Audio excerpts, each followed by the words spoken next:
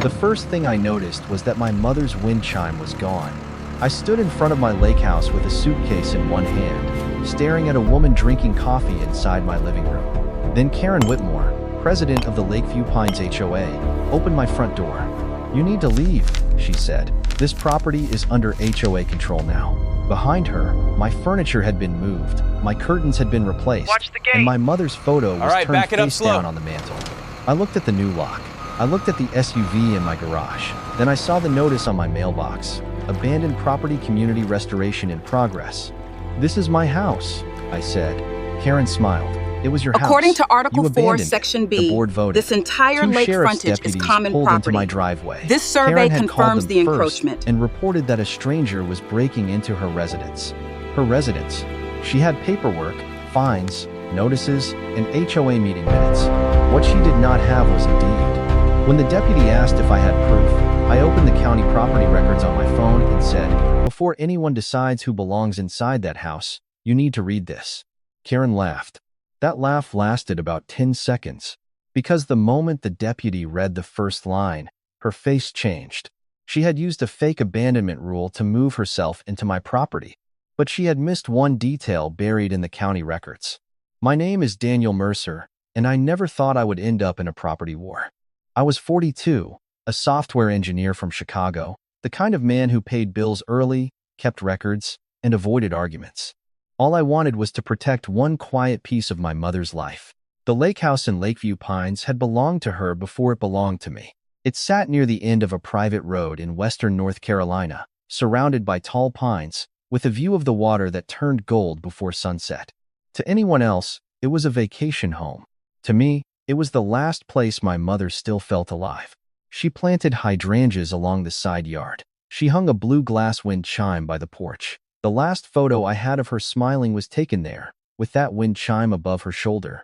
When she passed, she left the house to me. I never considered selling it. I could not visit often. My father had a stroke. My job became demanding, and hospital visits swallowed entire months. But I never abandoned that house.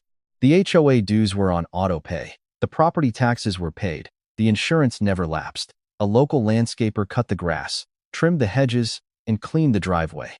I had cameras on the porch and garage. I thought that was enough. Then Karen Whitmore became president of the Lakeview Pines HOA. At first, she was just a normal HOA headache. She emailed about pine needles, my mailbox, and my porch light. I stayed polite and fixed every complaint. Karen did not want reasonable. She wanted control. 6 months before I found her in my living room, she suggested I sell to someone more present. A week later, a real estate agent contacted me with an off-market offer. The buyer was Karen. I declined.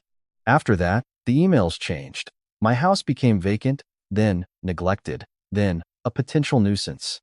If you have ever dealt with an HOA that acts like a clipboard gives them ownership over your life, leave a comment with what you would have done, because I still believed payment records and common sense would protect my own house. I was wrong. Karen was not preparing to find me. She was preparing to erase me. The first official notice arrived while I was in a hospital cafeteria in Chicago, waiting for my father's test results. The subject line said, "Final warning, vacant property violation." Karen claimed my lake house appeared abandoned and required emergency corrective action.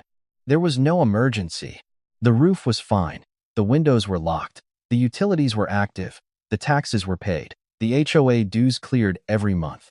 I sent landscaping invoices, insurance records, tax receipts, and security screenshots. I asked her to identify the exact rule I had violated. She never answered. 3 days later, another notice called my home an abandoned nuisance property. I emailed the full board and made it clear that no one had permission to enter my house. No one replied. Then my porch camera went offline. Then the garage camera. Then the smart lock stopped sending alerts. I flew to North Carolina. A white SUV was parked inside my garage. My key did not work. My smart lock code was denied. Through the side window, I saw a purse on my kitchen counter. Someone was living in my house. Karen opened the door wearing house slippers. "You should not be here without notifying the board," she said. I asked why my locks had been changed. She said the HOA had voted to secure the property and take temporary control. Inside, my mother's curtains were gone. Boxes from the hallway closet were stacked in the garage. A contractor's invoice sat on the table, billed to Lakeview Pines HOA, with Karen listed as the authorized contact. I asked if she had a court order. No. A deed. No. Written permission from me. Her voice sharpened. You abandoned this property, Daniel. I told her taxes, dues, insurance, utilities, and maintenance were not abandonment. Karen stepped closer. If you want access restored, you need to pay recovery fees, administrative penalties, lock replacement costs, and occupancy supervision costs. Occupancy supervision costs. She was charging me for letting her live in my house. When I said I was calling the sheriff, she smiled. Already done, she said. I reported a trespasser. Minutes later, deputies arrived. Karen told them I had forfeited access under community rules and that she was occupying the home as an authorized HOA representative. For 1 second, I wanted to shout, but Karen had prepared for anger. She had not prepared for records. So I stepped back and let her keep talking. The more she talked, the more she admitted.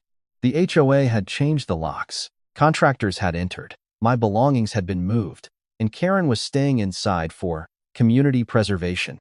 By the time she finished, I knew this was not an HOA dispute. This was trespass dressed up as procedure. I did not sleep in my house that night. Karen expected me to yell, push past her, or say something she could twist into a threat. Instead, I booked a motel room, opened my laptop, and created a folder called Lakeview Pines Evidence. I saved every HOA email, notice, fine, and message where Karen called my house vacant, neglected, abandoned, or a nuisance.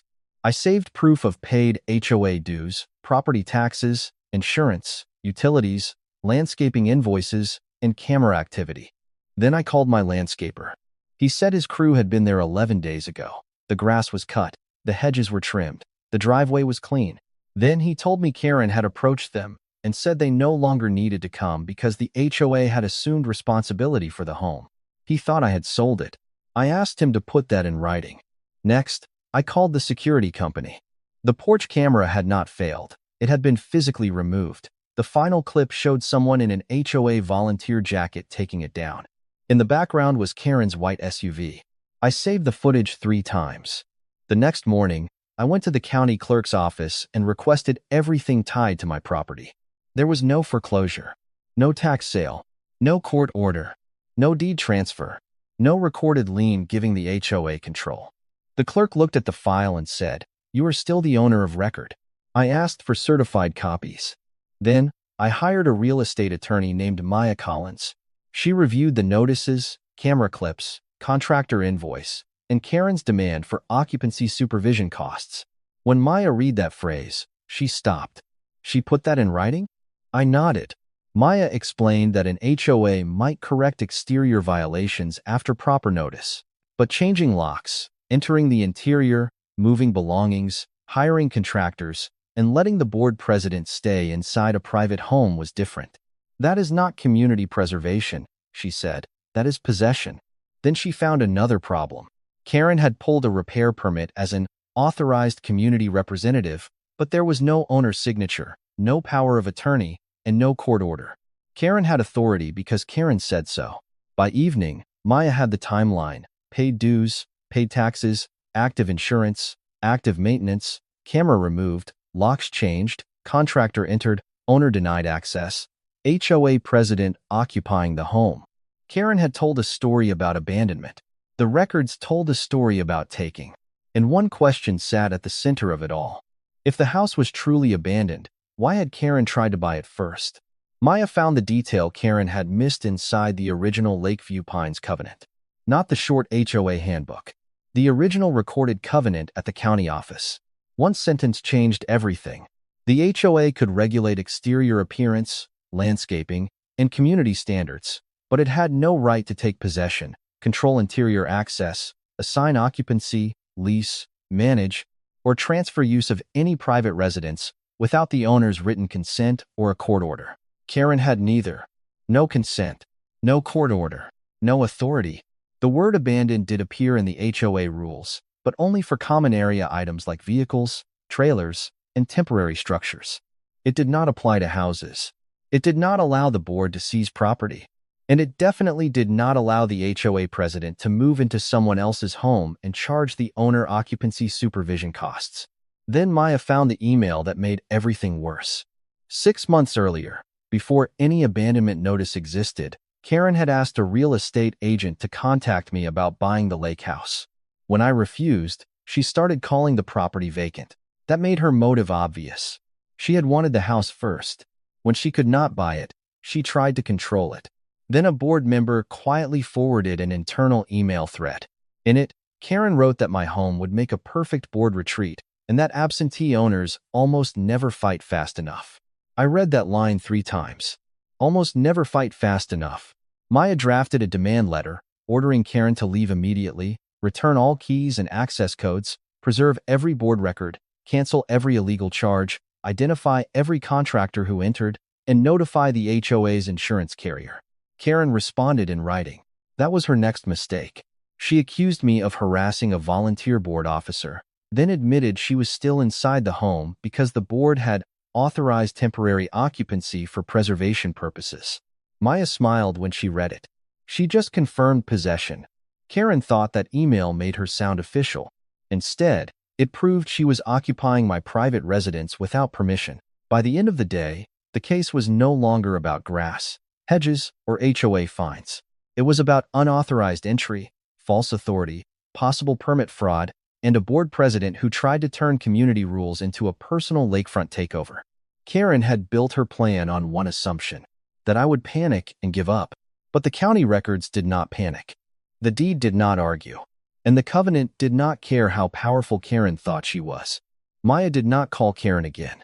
She took the deed, certified county records, original covenant, camera footage, permit file, and Karen's own email admitting occupancy, and walked with me into the sheriff's office. At first, the deputy looked cautious. Property disputes can sound civil until the paperwork proves otherwise. Then Maya laid everything out. No lease, no deed, no court order, no owner consent, no valid lien, no legal authority for Karen to be inside my house. The deputy from the day before remembered Karen standing on my porch, waving her HOA folder like it was a court judgment. Maya slid the original covenant across the desk.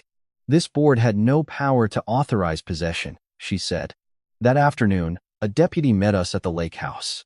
Karen opened the door looking annoyed, but when she saw Maya, the certified deed, and the deputy asking for proof of her right to occupy the home, her confidence started cracking.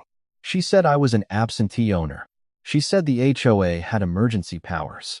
She said she was protecting community value. The deputy asked one simple question. Do you have anything signed by the homeowner giving you permission to be inside? Karen went quiet. Then code enforcement arrived. The county inspector reviewed the repair permit Karen had pulled as an authorized community representative. He asked for the owner authorization form. Karen did not have one. He asked for power of attorney. She did not have one. The permit was flagged immediately. The inspector photographed the changed locks, moved belongings, removed camera mounts, and interior repairs Karen had approved. For the first time, Karen could not hide behind HOA language. Everything became official. A report number, a county file, an insurance claim, a legal timeline. By the next public meeting, the whole neighborhood knew. I stood in the clubhouse with my records projected on the wall. Paid dues, paid taxes, landscaping photos, camera footage, the covenant, Karen's purchase attempt, and her email admitting temporary occupancy. No yelling, no insults, just dates, documents, and proof. One homeowner finally asked, if the HOA can do this to Daniel's house, what stops them from doing it to ours? Karen had no answer. And when the insurance representative asked who authorized the HOA president to occupy a private residence, the room went completely silent. Karen moved out before sunset. Not because she respected me, because the sheriff's report existed, the county file existed, the insurance claim existed, and every homeowner had seen the truth.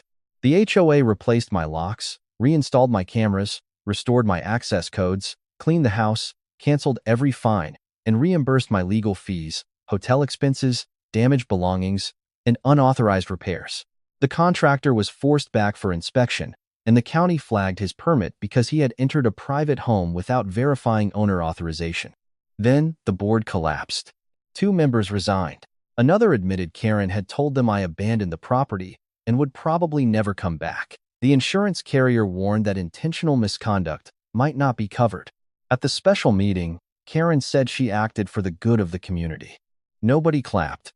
One homeowner stood and said, "You did not protect us. You taught us we needed protection from you."